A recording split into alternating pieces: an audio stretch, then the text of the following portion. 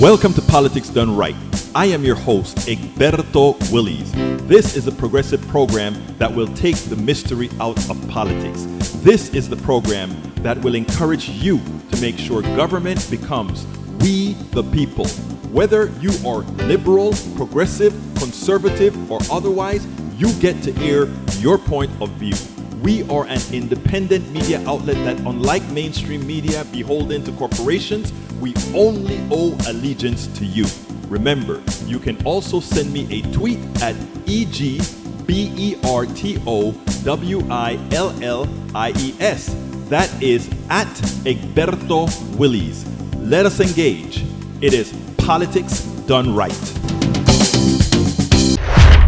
Welcome to Politics Done Right on KPFT. My name is Egberto Willies. We have a great show for you. Before we get started, I want to really ask you to go to kpft.org, kpft.org, and consider contributing to our station to make sure we can keep this 100,000 watt transmitter going, because we are the last bastion of progressive information here in town. So please, again, go to kpft.org and provide support for this station. You will not regret it. You continue to hear the type of programming that we have here. Today we have three major topics. Well, you know, a lot of our stuff go into many different kinds of topics, etc. But today we are going to start out with Trumpism versus racism, and really going at the core of what that really means. In effect, what I'm trying to say, well, you'll hear what I have to say, because what I don't believe is that we have ever tackled this thing correctly. And David Brooks, someone that progressives don't particularly like, I think he was on to something in a recent piece that he wrote. And what we're going to do is we're going to take that a step further and me give you some of my thoughts. Secondly, we're going to talk about a delusional young lady. This young lady believes that all is well as she sits outside of her coffee shop and see that things look fine. Why are people complaining? Why is it that millennials now want a different kind of economic system that make things better for them? Are they blind? Don't they see that we at our coffee shop sitting down with our Macs and having our latte and watching cars drive outside? Things are great in America. Maybe she should have gone somewhere else. Maybe go to Philadelphia. Maybe go to Bronx, maybe go to downtown Houston, just on the outskirts, and see, well, the lifestyle that you think is the lifestyle of everybody isn't necessarily so. The problem is we have such an unempathetic group of folk all of the time. We must learn to do better. And last subject, we have a great group. It's a improv group that I was honored to be on a few weeks ago during the election cycle here at KPFT. Well, Can't Tell Us Nothing is here with us today, and that is how we're going to close out. Can't Tell Us Nothing. These guys are great. You guys are going to have to go see these guys wherever they are.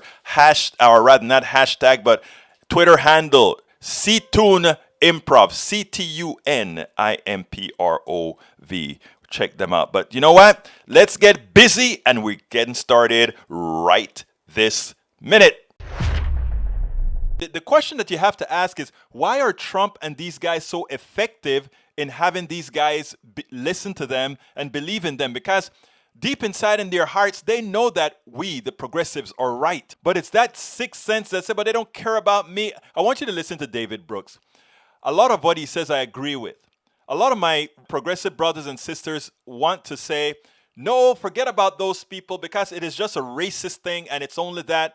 I look at racism as a tool. And I look at economics as the totality of everything, right? And I think, listen to David Brooks and then we'll take it on the other side. Some people are going to dispute what he said. In fact, most in the black and brown intelligentsia completely disagrees with what David Brooks is going to say here. But check this out and we'll take it on the other side. Let me read a little bit from your op-ed, which is why we invited you. It's called The Rotting of the Republican Mind. Under Trump, the Republican identity is defined not by a set of policy beliefs, but by a paranoid mindset. He and his media allies simply ignore the rules of the epistemic regime and have set up a rival trolling regime. The internet is an ideal medium for untested information to get around traditional gatekeepers, but it is an accelerant of the paranoia, not its source. Distrust and precarity caused by economic, cultural, and spiritual threat are the source. So you've diagnosed the illness. What's the prescription? How do we regain trust? How do we build back a society where everybody believes that it's the month of May when it's the month of May? Right. Well, I think that the core problem is not the internet. A lot of people that go, it's the internet. But look at how much more Republicans are affected by conspiracy theories than Democrats. So it can't just be the internet. There must be some demand. And I think there are two core problems here. One is a lot of people in the expert class live in blue cities who are thriving. And then a lot of people left behind in the rural parts of America, they feel threatened economically, culturally, socially, and they have no contact with the expert class. So the thing to do, one, we those of us in the expert class or in journalism and academia have to do a better job of reaching out and post-Trump establishing relationships, showing some respect. Then there has to be economic policy so people don't feel threatened. The only way to cure distrust is through trustworthy relationships. It's by keeping promises to people who are unlike yourself. And it's been hard in the Trump era because it's become so bitter and acrimonious, but there's really no other way. In the black and brown intelligentsia, what they would say is that's ridiculous, because we progressives are trying to give these guys financial stability, and the programs that we support are better for them and Donald Trump, and these guys are doing nothing right, but they'll still go for Donald Trump because they're just a whole bunch of damn racists. And you know, two things don't have to be mutually exclusive, right? They don't have to be mutually exclusive. They can be racist, and at the same time, they can do what they do for economic reasons. And I always give that example, and this is where a lot of my thought process comes from, right? I always give that example of when Obama was running. And this person goes to this woman, to this family's house, the canvasser. They're going to the house, and things are bad in 2008. Terrible, things are terrible. And the canvasser goes to the woman. I don't know why she had to ask the husband, but she says, Obama's canvasser goes, "Ma'am, who are you going to vote for?" And the wife turns around and says, "Husband, who are we voting for?"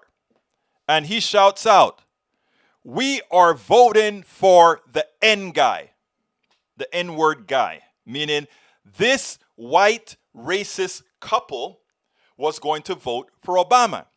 Their personal economy had reached to the state where the faith that they had in even the racial overtones that race in 2008 took, even that, for them to say, "I won't vote for Barack Obama." What I'm trying to tell folks is these things are not mutually exclusive.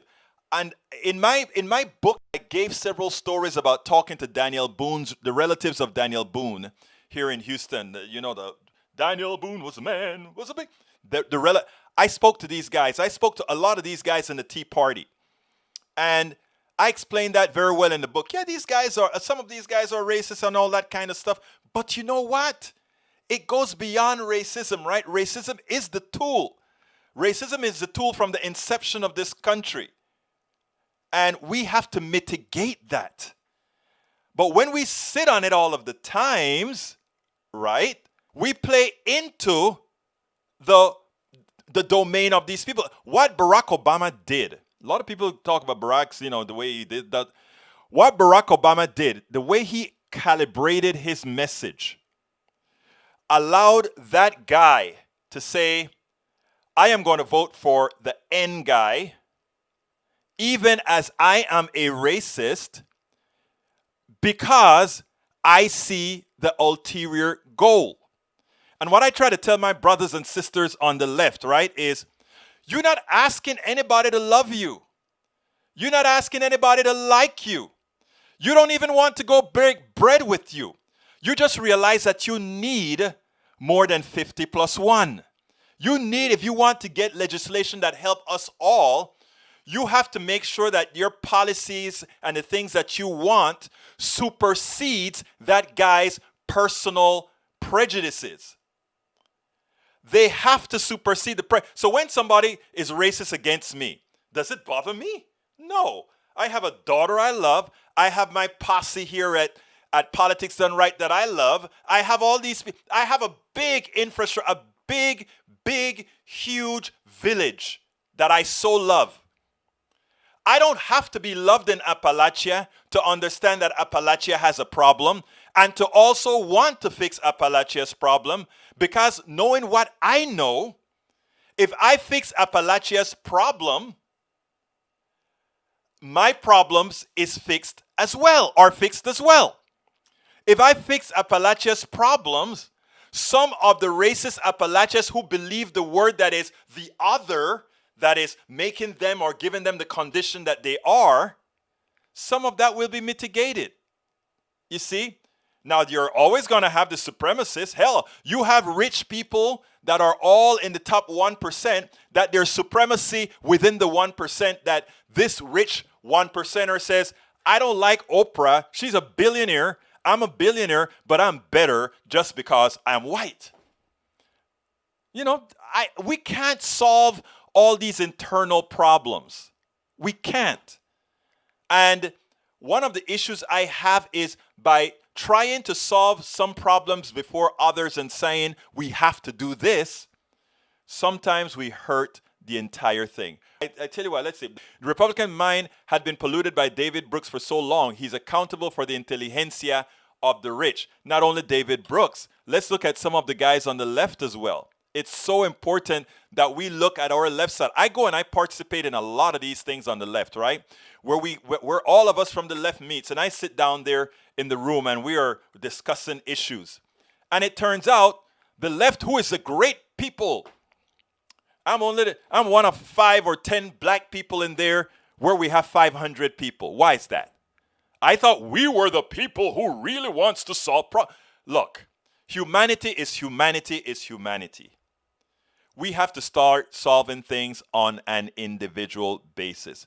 So my take is this. I am not going to allow in my activism, I'm going to work with everybody.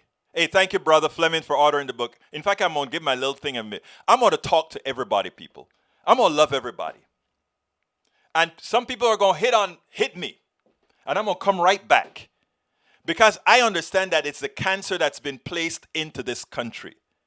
And I understand also that the only way to get rid and extricate that cancer is to break the cycle they hope we don't. And Trump almost brought us to the brink. Let's continue here with the story that I want to talk to you about. Let's get to that story. Vamos a ver, está aquí. A friend of mine, good friend of mine, love the guy. We go back and forth. He is a conservative, but he so far believes that Americans, or rather that liberals are crazy. He honestly believes liberals are crazy. He believes that liberals are burning things down.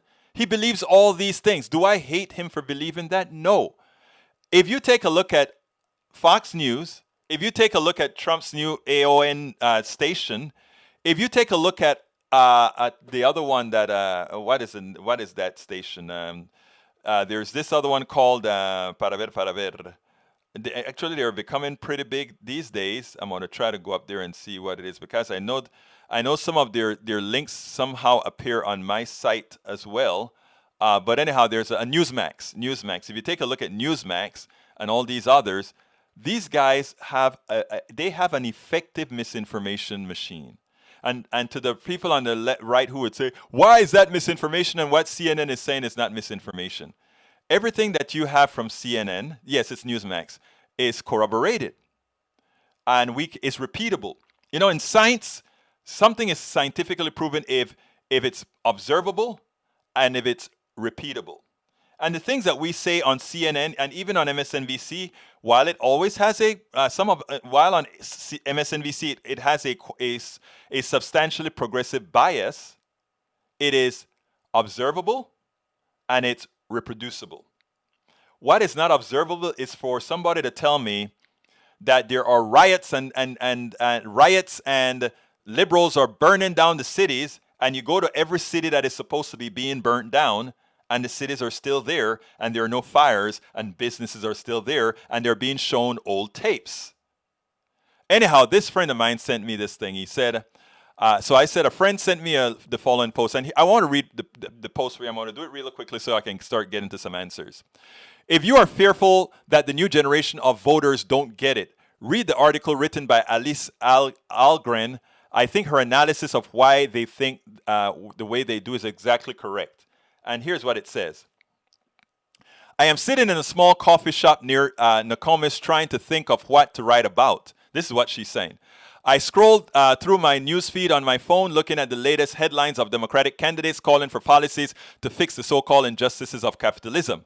I put my phone down and continue to look around. I see people talking freely, working on their MacBooks, ordering food. They get an instant seeing cars go by outside, and it's dawned on me. We live in the most privileged time in the most prosperous nation, and we've become completely blind to it. Vehicles, food, technology, freedom to associate with whom we choose. These things are so ingrained in our American way of life. We don't give it a second thought. We are so well off here in the United States that our poverty that begins is 31 times above the global average. 31 times. Virtually no one in the United States is considered poor by global standards. Yet, in times where we can order a product off Amazon with one click and have it to our doorstep, the next day, we are unappreciative, unsatisfied, and ungrateful. Our unappreciation is evident as the popularity of socialist policies among my generation continues to grow.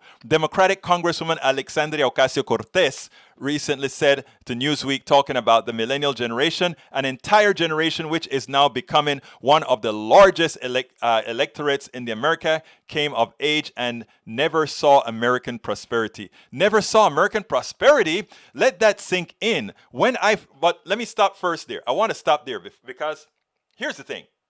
No, the millennials have never seen prosperity. No, they have not. They are in debt. They didn't get the GI Bill. All the good socialist programs that Americans, the baby boomers got. They didn't. But here is what I find most unempathetic with this young woman. She says, I am sitting at the coffee shop watching cars outside parking and also watching people on their MacBooks. And if they want to order something from Amazon, they do. She's right. But look at that insular area she's looking at. Had she been to Appalachia, and the reason I'm starting at Appalachia is I don't even want to bring in the thing about people of color yet. Let's just go to Appalachia. Has she been to Appalachia? Has she seen the misery?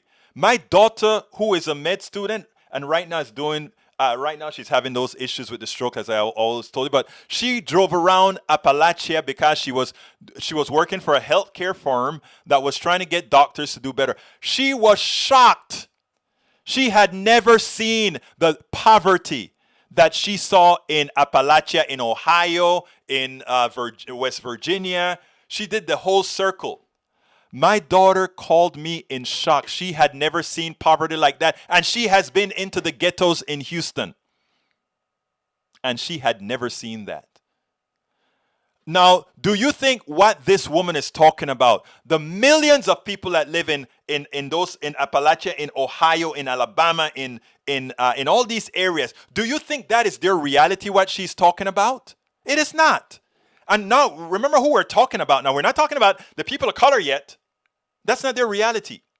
Do you think the people now in the barrios, do you think that is their reality? No, they're not sitting down drinking a cup of coffee at a coffee shop. That's not their reality. But that is her reality, and it is fine. It is fine to be appreciative of that.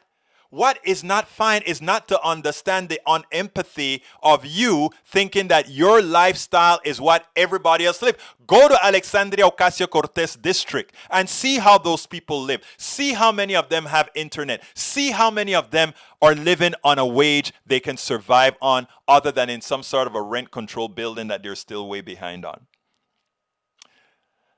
And let's talk about the new generation. The new generation, so many of them are having to live back home. That didn't happen by accident. That happened as the baby boomers reduced taxes and made sure that the kids who went to college didn't get the beneficial treatment they got, so they had to borrow money. So now they're paying at both ends. They have to pay the interest for the loans at the same time that they had to pay to go to school themselves to support corporations who paid less taxes. So these corporations are taking money at both ends. We pay to educate ourselves so the corporations could use our education, and then the corporations then charge us the interest for the education we got.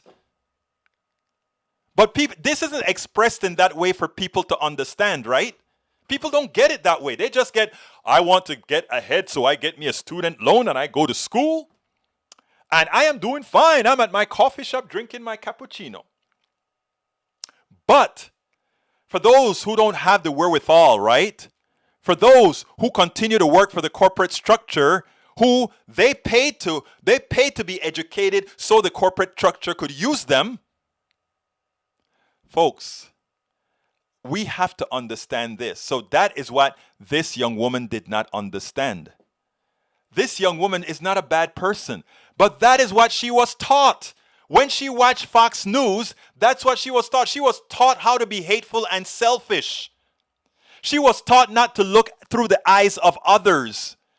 When I speak, and again, I did very well in America. I came from Panama. I did very well.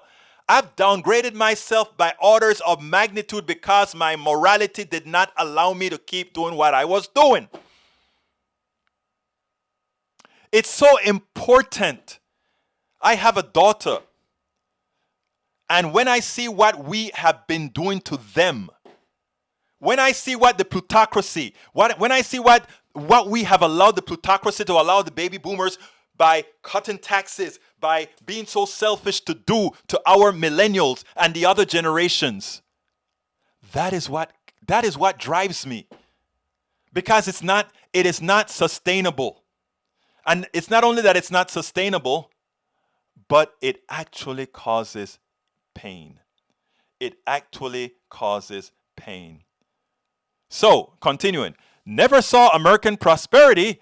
Let that sink in. When I first read that statement, I thought to myself, that was quite literal the most enlightened and factually literate thing I've ever heard my 26th year on the earth. Now, I'm not attributing Ms. Ocasio-Cortez words to outright dishonesty. I do think she wholeheartedly believes the words she said to be true. Many young people agree with her, which is entirely misguided. My generation is being indoctrinated by a mainstream narrative to actually believe we have never been we have never seen prosperity. I know this firsthand. I went to college. Let's just say I didn't have the popular opinion, but I digress.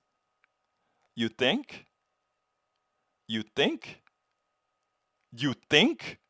Let me lay down some universal truths really quick. This is from her, continuing. The United States of America has lifted more people out of abject poverty. Yeah, and we also have to remember the United States of America was one of the biggest recipients of free labor. Spread more freedom and democracy, and has created more innovation in technology and medicine than any other nation in human history. Oh, that's true. But guess how that happened? That happened because America is able to import the best of the best from all over the world. Let's look at where all the inventions came from. Look at the people who have created and invented and see where they came from.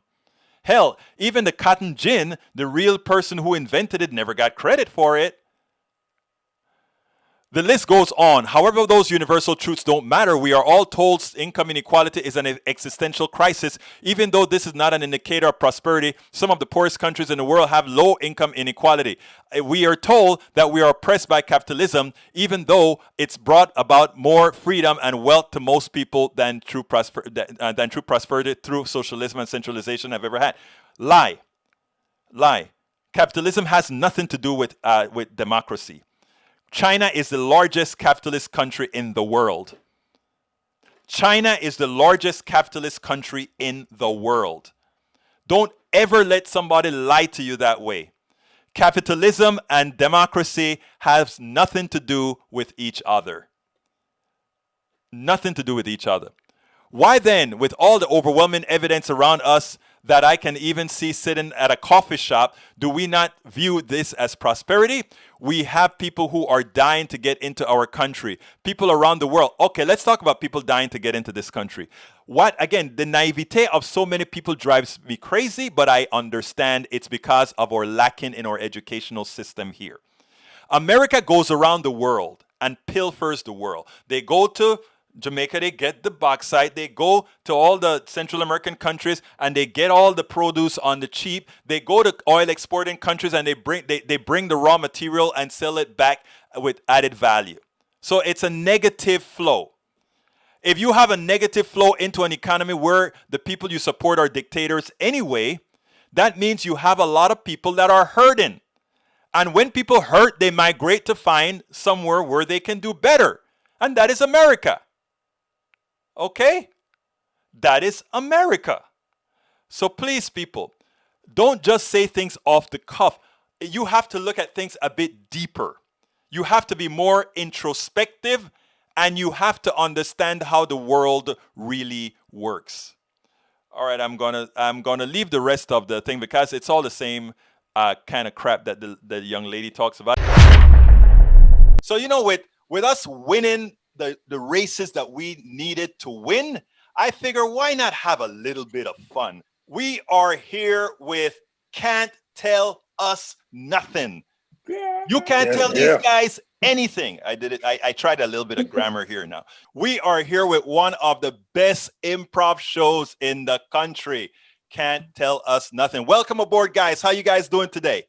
Great. Thanks. Thank you. Doing awesome. Well, let me tell you something now. I am not very apt in dealing with four people at the same time that have the same level. So since you guys know each other, I'm going to say, please introduce yourself and tell people a little bit about your group. Yeah, we are Can't Tell Us Nothing, an improv group out of Houston, Texas. We've been together for 5 years? 5 years. Yeah. Forming in Houston and around the country. We've been to Los Angeles. We've been to New York. We've been to Austin, Dallas, San Antonio.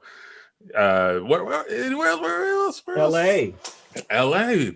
Yeah. So my name is Antoine. I've been doing improv for 8 years. Yeah. 8 years now. And these guys are some of the funniest people I've ever met. My name is Amici. I've been doing improv for 6 years now? Around 6 years. I know it's too much longer than John, so I was hoping he would go next. I don't know the exact time. Loving living in Houston, originally from England. Before we finish, Amici, your accent was different from that guy up top named Antoine. Where is that from, man? I'm originally from England. I grew up in London. Moved out to Texas when I was 16. So you see, folks, we even have an improv guy here in Houston from London. Well, I'm John Miles. I'm the wild card of the group. That doesn't mean anything special. It's just I'm typically the one that makes all the worst choices on stage. Nonetheless, I believe it is 7 years, Amici. Okay. And it is, he did start 2 months before I did. He was like one of the first people I met. And, we kind of grew up together in improv until we met Antoine and Tandy, and they were dope. And I'm gonna pass it on to Tandy to tell her side. That's right. Bringing up the rear. I am Tandy. Well, my name is Tandaway Kone. I'm a native Houstonian. I have been doing improv for 8 years. Antoine and I started out in the same class, so that's good. I don't have to keep up with the years he does. Love performing with these guys. It's been an amazing ride. It's been an amazing ride with these fellas. They are some funny individuals, creative, hitting all the marks. I'm just glad to be along for the ride. Glad to be along for the ride. Should we explain what improv is? Yeah, Do please that, Antoine. Please do. Yeah, go ahead. You know. Yeah. So what we do is a form of improv called long form improv comedy, and essentially it's taking what you've seen on like SNL or Mad TV or whatever sketch show you know of, Key and Peele, and we just make it up on the spot on stage or over this thing right here, and put it online as a podcast. But yeah, we make up scenes. There's characters, there's plot twists, there's surprises. It's a lot of fun. But yeah, that's pretty much it. Now, let me tell you, folks, that I met these guys at a function we had at KPFT for the presidential elections, and they, I told a little story, and they turned that one story into several stories, and they just had us laughing up the gazoo. And I finally begged them and say, hey, would you guys give me the honor of being on Politics Done Right? And I kind of put it on their Facebook page, right? And then I said, let's see what they're going to say, because they're going to say, we don't want to deal with no damn politics. And you know what? They said yes. So when they said yes, I said, you know what? Let's get busy. So anyhow, hey, Antoine, let me ask you something. Is this a side gig, a full-time gig? Do you guys have jobs? How do you do all of this stuff? It's a great question. It is at the moment like a very side gig hustle, but it is growing. Like, we have been approached by multiple people to collaborate, to help build, to grow our brand and help their theaters or help what they're trying to do. So right now, I think we all have day jobs, but we are very excited to see where this can go and where it can take us. And what's your expectation, John? My expectation, I'm very ambitious. I want to build. There's a place called Second City that's in Chicago. It's like the foundation or the capital of where improv and comedy is. And I actually believe we can have that in Texas. And my sights are on building that kind of infrastructure here. And I know it's going to take time, and we still got a whole lot of stuff to do. But that's where I see it going. Is that where your group would be sort of the lead group to bring a lot of other acts like that on, or is that what we're talking about?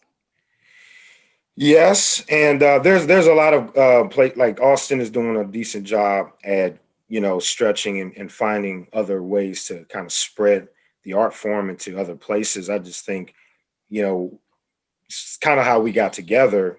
Well, there's a whole lot of folklore on how we got together, but one of the principles where we all were performing and learning this art form and naturally looking for a way to, someone that you can identify with that can kind of teach you maybe even more connected, right?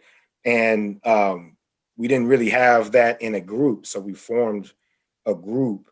And one of the things was going around and performing and getting other people that looked like us or identified with us or our culture or diversified in culture and in comedy. So that's kind of a little bit of the mission that we do. I think it's embedded in just the work we do.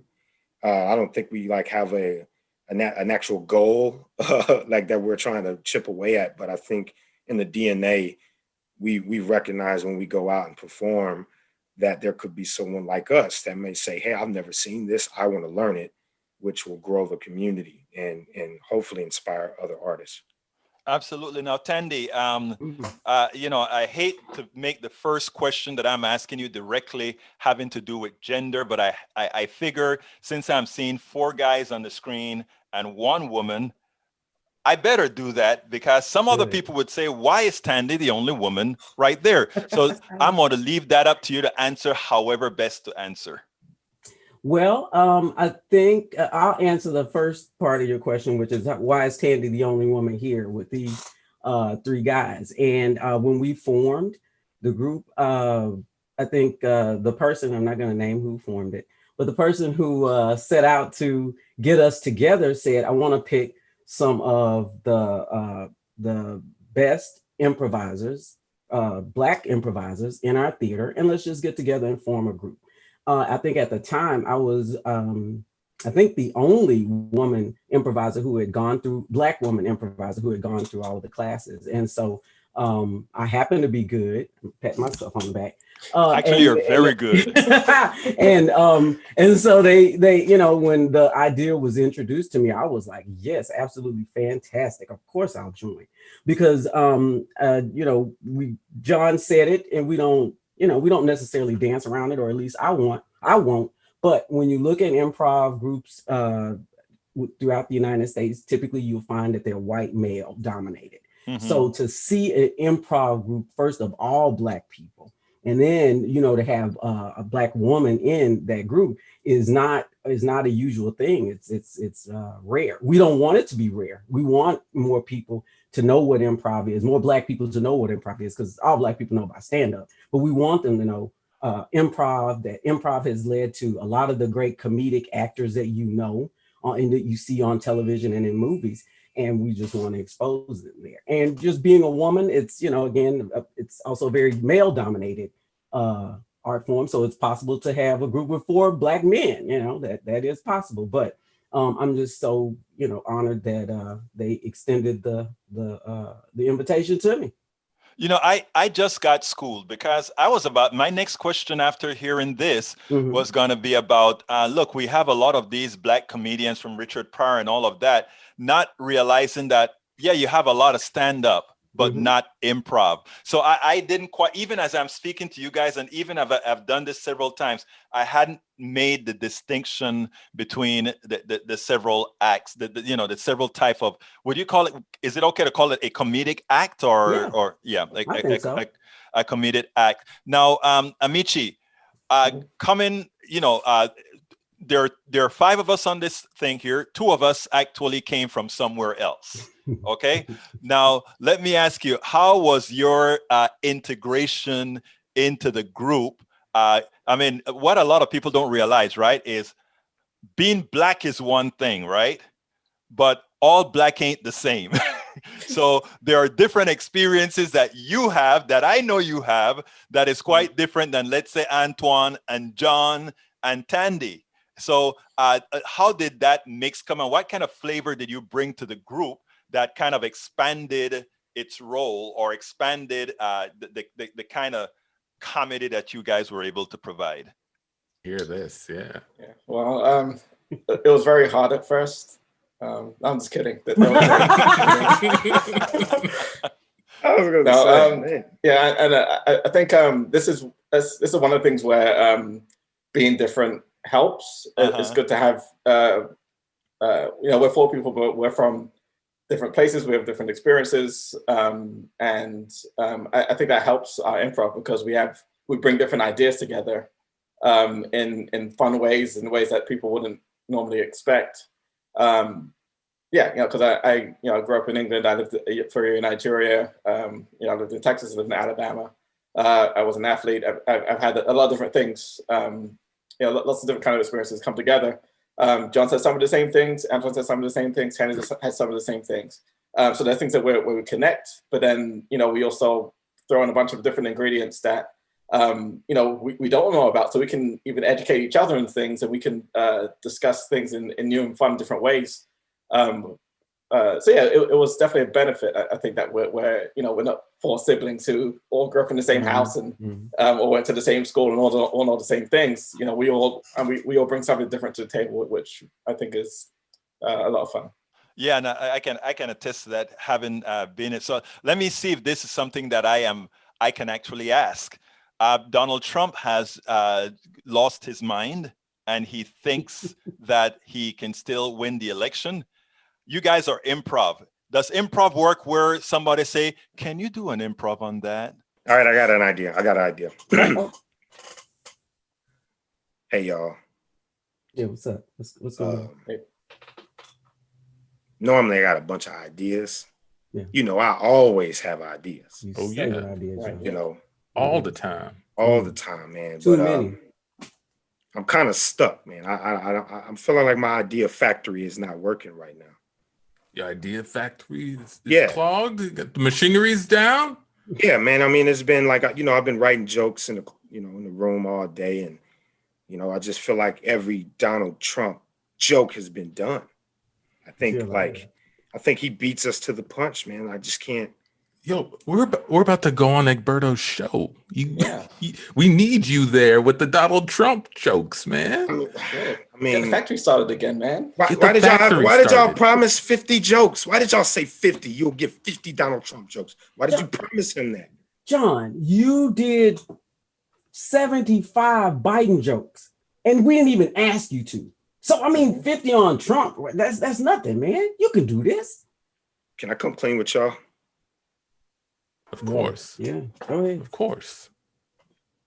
It was about 63 of those was from Trevor Noah's show. No, John. No, you've been stealing jokes. I'm sorry, man. I'm sorry. You told us not to watch him anymore. Listen, I didn't think anybody still watched him when he was growing his hair out and stuff. I just figured it. I mean, they're just wasted jokes. Let me just transform them into this platform. But everybody has a Donald Trump joke. You're saying if we took a joke that came out of the John Idea Factory and took the label off, we'd find a Trevor Noah label on it? Is that what you're telling us right now? Yes, that's what I'm telling you. Oh, wow. Oh. I know, but listen, Egberto loved them, though. He loved them. That's what got us here. Yeah, I wouldn't have stole those jokes. We wouldn't have been on Egberto's show. John, we gave you an award. Like the funniest Trump joke of the week award. Several times. The Donald Trump Award. The Donald Trump Award. We named it after you and him. Award. We took up a collection, John. I took some of the money from my rent to put in that collection. Because I thought you deserved it, man. I thought you. Yeah, I was seeing it as like a stimulus package for the Idea Factory. You know, listen, I appreciate all of that. You know, those awards are hanging up in my room that I was trying to write jokes from. But to be fair, it did take a couple of hours to sit through all of those Trevor Noah jokes. I mean, there's a lot of bad jokes. Oh, I'm sorry. Wait, hold on. You want credit? You want credit for the time you spent stealing jokes? I mean, there is labor, right? I mean, that's part of the joke. You were watching TV. Labor. That's not labor. That's John. No, it is labor. I had to rewrite what I thought he was trying to say in the joke. Listen, all I'm saying is all the artists steal. There's just nothing I can steal with Donald Trump. Everything has been stolen. There's no more Donald Trump jokes. All right. But I can get a couple more, Joe Bidens out there. I still see that they're doing them. Nobody want that. Man. John. Egberto loves Joe Biden. You can't joke about him with Egberto.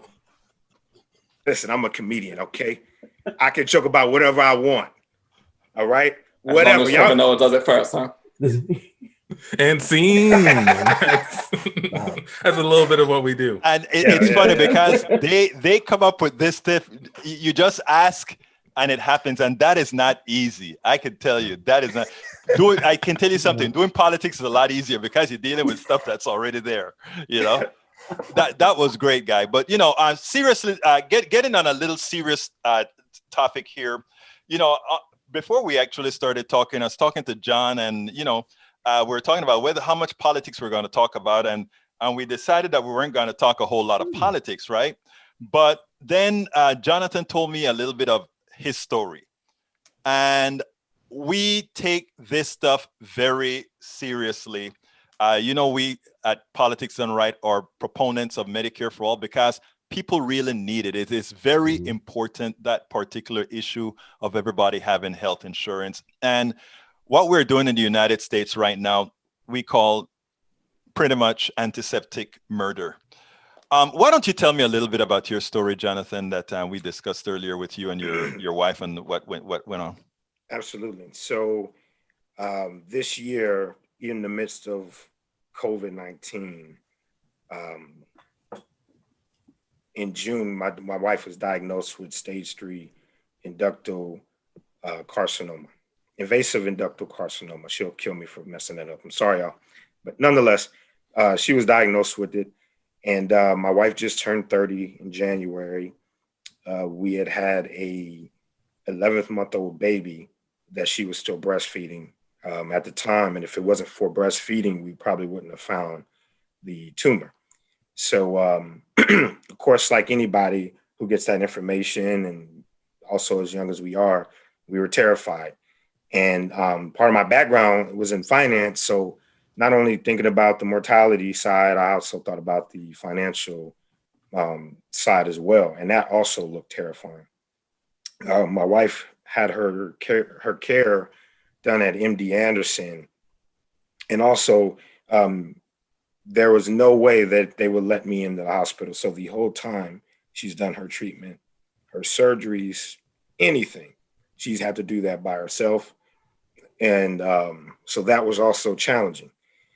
One of the ways that we were able to keep up with the financial bills, since we didn't, let's say, we didn't qualify for any type of financial assistance, none. There was just none available to us. And it wasn't, from our caseworker told us, it wasn't even worth looking or applying. So we decided to go to GoFundMe. We designed buttons. My wife designed Jack hoodies. And she, even in the midst of going through chemo treatment, was out there connecting with people online, sharing her story, and people were donating in exchange of those items. November 18th, my wife had her double mastectomy, which was the first time that we knew that the cancer cells weren't in her body. And as of Monday of this week, she was given a report that she was totally cancer-free. They didn't find one microcell in any of her tissue in what they removed. So the gorilla pounds that was on our shoulder just left. And I'll tell you what, her perseverance and her willingness to live and to connect and to reach out to people potentially helped save a just tremendous avalanche of other problems that we had. And of course, MD Anderson is not cheap. So just seeing the bills roll in, was enough to faint, I think there was a needle that she had to use to inject steroid after a treatment that I believe was $18,000.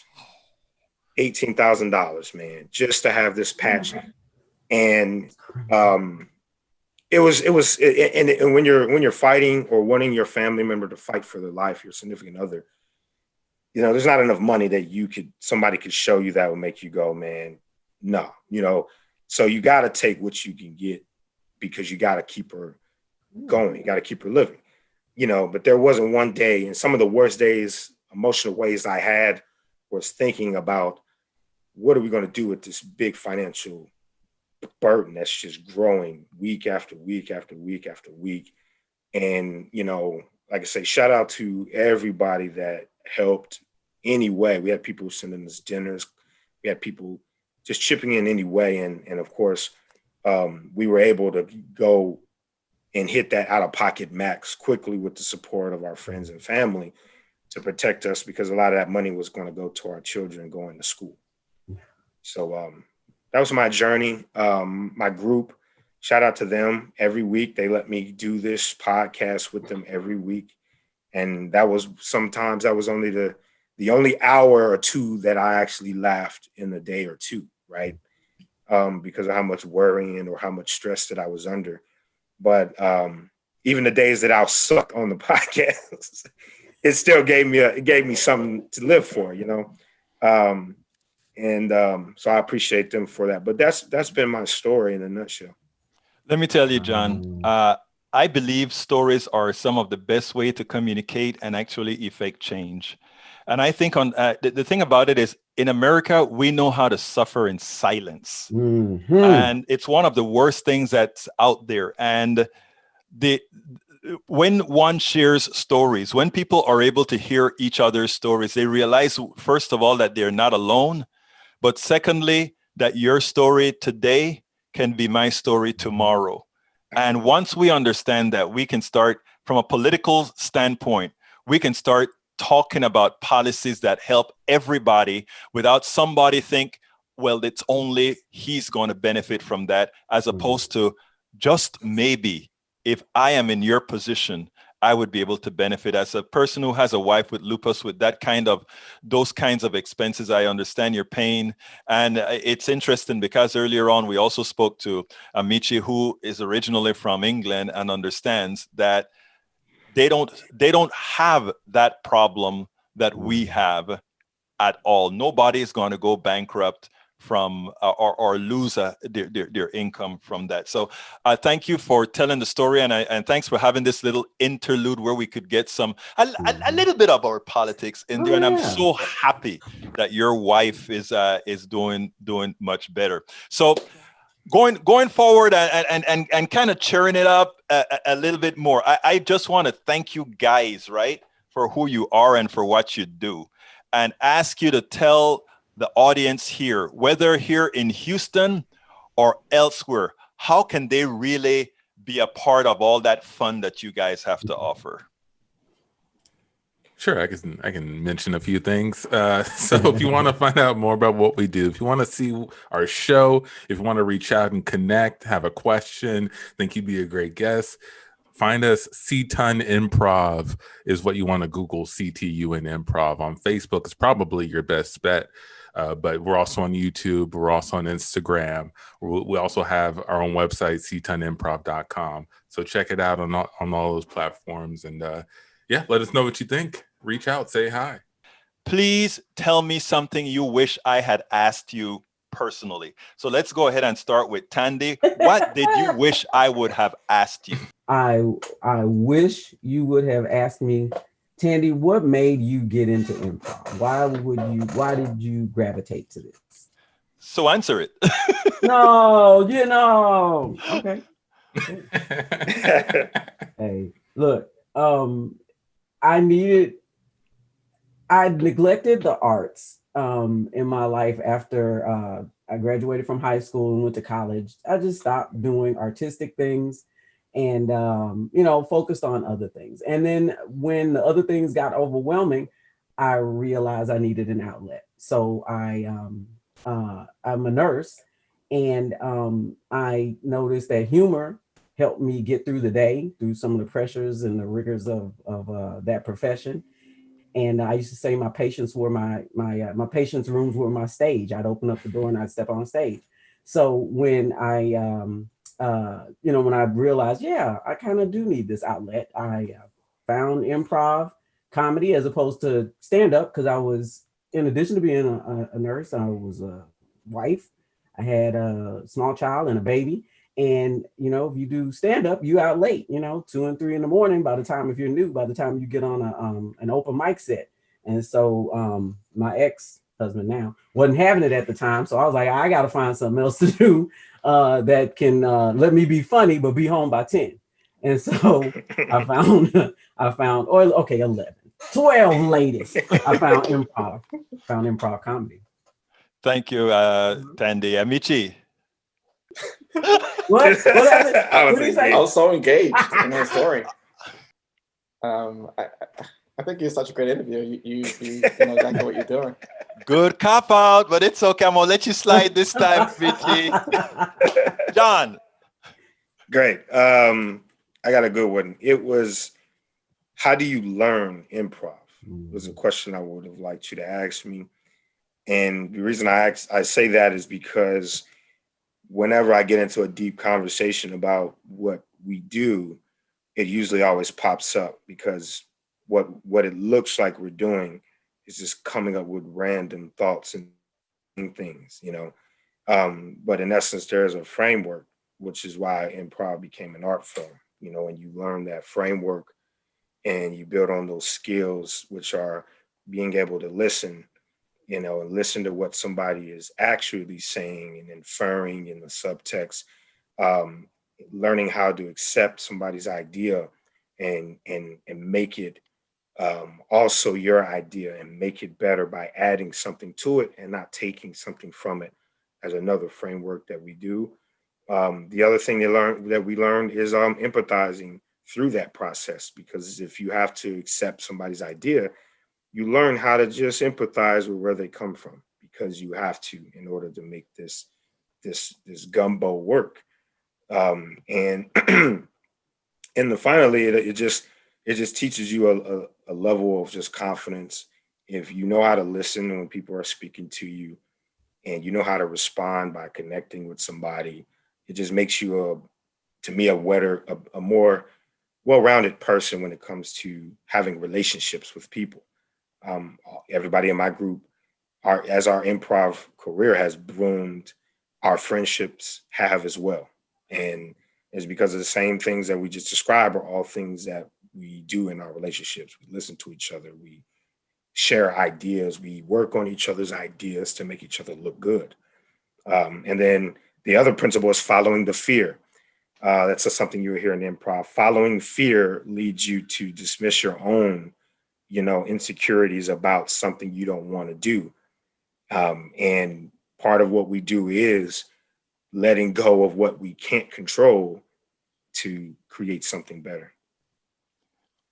Beautiful. Antoine, bring us home.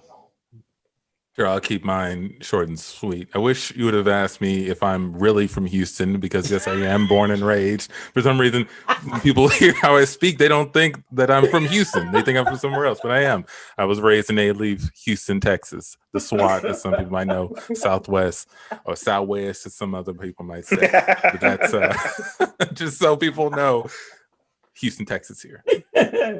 H-Town. It won't stop. Can't tell us nothing. Look, guys, it was my honor to have all four of you on Politics Done Right. First of all, I want to thank you for the fun that I had with you guys at the presidential show that we had at KPFT. And I want to thank you for giving me the opportunity and giving my audience the opportunity to learn a little bit about you guys. All the information about you, we are going to put in a blog post, a standalone blog post as well, because again, I think you guys are just great. I hope you enjoyed that.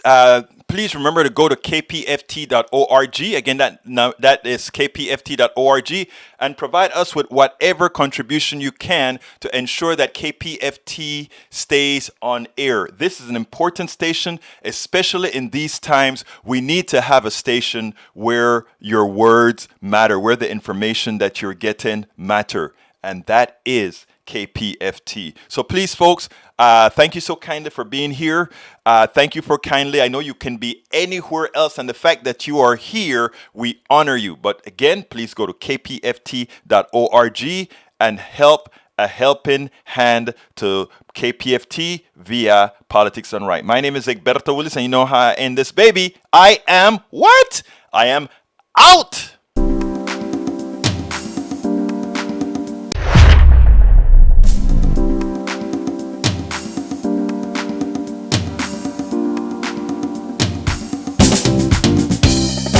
Welcome to Politics Done Right.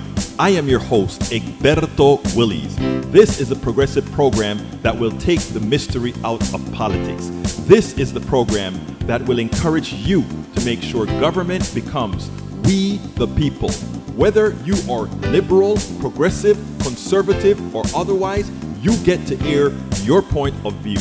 We are an independent media outlet that, unlike mainstream media beholden to corporations, we only owe allegiance to you. Remember, you can also send me a tweet at EGBERTOWILLIES. That is at Egberto Willis. Let us engage. It is Politics Done Right.